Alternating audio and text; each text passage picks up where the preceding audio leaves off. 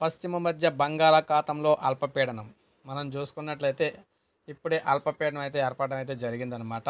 ఈ లో ప్రెషర్ కారణంగా భారీ వర్షాలు అయితే పడుతూ ఉన్నాయి. మనం చూసుకోవచ్చు పశ్చిమ మధ్య బంగాళాఖాతంలో అల్పపీడనం అయితే ఏర్పడింది. ఇది వాయువ్య దిశగా కదులుతుంది. రాబోయే 24 గంటల్లో మరింత బలపడనుంది. 48 మనకి గంటల్లో ఇది మనం చూసుకున్నట్లయితే పెను ప్రమాదం అయితే సృష్టిస్తుందని చెప్పేసి చెప్తున్నారు.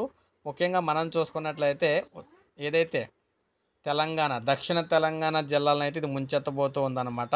ఒక పక్కన భాగ్యనగరంలో భారీ వర్షాలు అయితే పడుతూ ఉన్నాయన్నమాట. భాగ్యనగరంలో భారీ వర్షాలు అయితే పడుతూ ఉన్నాయి. మీరు ఇక్కడ చూడొచ్చు భారీ వర్షాలు అయితే నమోదవుతున్నాయన్నమాట భాగ్యనగరంలోని. అయితే ఇక్కడ మనం గమనించాల్సిన విషయం ఏంటంటే తెలంగాణకు సంబంధించి ఏదైతే ఈ బంగాళాఖాతంలో ఏర్పడిన అల్పపీడనం అయితే ఉందో దీని ప్రభావంతో విస్తారంగా వర్షాలు అయితే కురుస్తూ ఉన్నాయన్నమాట.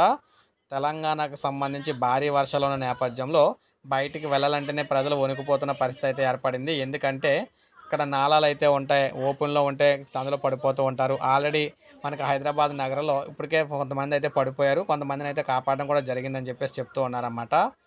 రోడ్లన్నీ కూడా జలమయం అయితే అవుతూ ఉన్నాయి. ప్రజలందరూ కూడా అలర్ట్గా అయితే ఉండాలని చెప్పేసి చెప్పడం జరిగింది. ఇది మనకి తాజా సమాచారం. ఒక లైక్ చేయండి, సబ్స్క్రైబ్ చేసుకోండి, మన ఛానల్ సబ్స్క్రైబ్ చేసుకోండి.